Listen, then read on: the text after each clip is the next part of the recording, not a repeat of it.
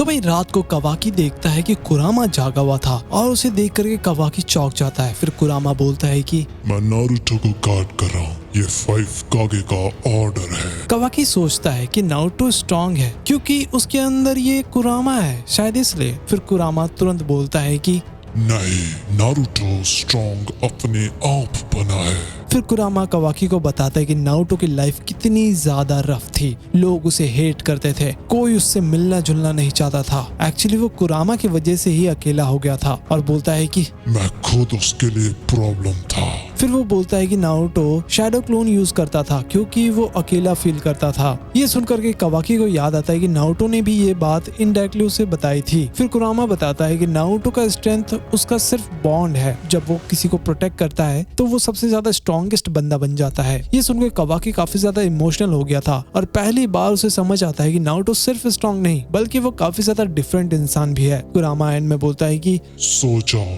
कल सुबह वॉस का पीस ढूंढ लेना।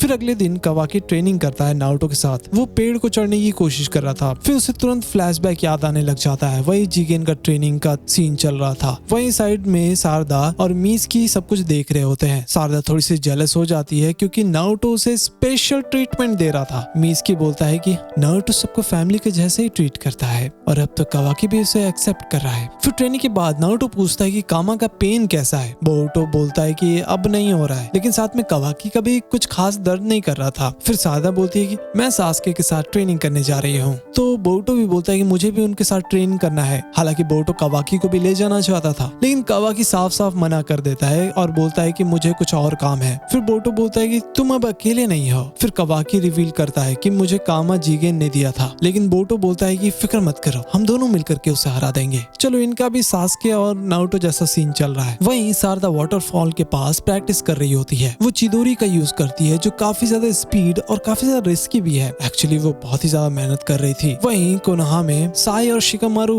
दोनों डिस्कस कर रहे होते हैं कि कावाकी के ऊपर ट्रस्ट करे या फिर नहीं, और साथ में वो जो एयरशिप पर डाटा मिला था ना उसके बारे में भी बात कर रहे थे। तभी उन्हें एक कोऑर्डिनेट मिलता है, लेकिन उस कोऑर्डिनेट को सिर्फ स्पेस टाइम निंजुत्सु से ही एक्सेस कर सकते थे। मतलब ये कोई नॉर्मल जगह नहीं था। शिकामारू को डाउट हो रहा था कि हो सकता है कि ये कोई ट्रैप हो। साई बोलता है कि उसने ऑलरेडी ये चीज सास्के को बता दिया है। वहीं सास्के उचिहा अपना लोकेशन पर पहुंच जाता है। वहां पर बहुत ही अजीब टाइप का स्ट्रक्चर बना हुआ था। इससे सास्के को समझ आ जाता है कि ये जरूर कारा से ही कनेक्टेड होगा। उधर बोरो लोगों को बता रहा था कि उन्हें मुक्ति मिल जाएगा जब ओत्सुसुकी यहाँ पर रूल करेंगे। लोग उसकी बात को मान भी रहे थे। फिर बोरो विक्टर के क्रैश शिप के पास आता है। वहाँ पर एक्चुअली एविडेंस जो बचा हुआ था ना उसे कलेक्ट करने के लिए आया हुआ था ताकि कोई उन्हें ट्रेस ना कर पाए। वो अपने कल्ट के पास चला जाता है और फिर से वही चीज चालू कर देता है। ओत्सुसुकी ही मुक्ति दिला सकती है और इसका सॉल्यूशन सिर्फ एक चीज है, इन्फिनिट सुकियो में, और बताता है कि कागुया को शिनोबी लोगों ने ही मार दिया था और दुनिया को झूठ बोला है। तभी एक लड़का इनोरी का भाई था, वो आता है अपनी बहन को बचाने के लिए। वो बोरो पर हमला भी करता है। उसका बॉडी थोड़ा सा गायब भी हो गया था, लेकिन बोरो दोबारा उसे रीजनरेट कर लेता है। वो चीज देख करके सभी लोग चौंक हो जाते हैं। उन्हें लग रहा था कि ये तो भगवान है, और आखिर में बोरो उस लड़के का भी गेम बजा देता है और कोई बोल भी नहीं रहा था कुछ। I mean, ये कैसा चीज है भाई। उधर सास्के कारा के डायमेंशन को एक्सप्लोर कर रहा होता है। उस दीवार पर निशान भी मिलते हैं, लेकिन तभी अचानक से एक होलोग्राम एक्टिवेट हो जाता है और वो था किनशिकी ओत्सुसुकी। और तभी वहाँ पर मोमोशिकी और कागुया का भी होलोग्राम दिखाई देने लग जाता है। सास्के नोटिस करता है कि वो जो भी निशान बना हुआ था वो पेयर में अरेंज्ड है, मतलब हर ओत्सुसुकी पेयर में ही आते हैं। किनशिकी और मोमोशिकी और कागुया का भी कोई पार्टनर होगा, उसका होलोग्राम भी एक्टिवेट हो जाता है। और यहाँ सबसे बड़ा चीज पता चलता है, कागुया अकेले नहीं थी। सास्के फिर आगे जाता है और तभी एक आवाज सुनाई देता है। वो जाकर के देख रहा होता है और वहाँ पर दिखता है 10 टेल्स जो कि बंधा हुआ था और वो जिंदा है। I mean, कारा के पास ये कैसे हो सकता है? हालांकि ये बहुत ही खतरनाक चीज है। तभी वहाँ पर एंट्री होता है अपने जिगेन का। सास्के उसे देख करके चुप हो जाता है, लेकिन जिगेन क्या करता है पता है? वो 10 टेल्स का चाकरा एब्जॉर्ब कर रहा था और उसके बॉडी पे सींग भी आने लग गए थे, बिल्कुल कागुया के पार्टनर जैसा। मतलब मतलब जीगेन कुछ और बन रहा है। फिर वो बोलता है कि मैं अब वेसल के पास जाऊंगा।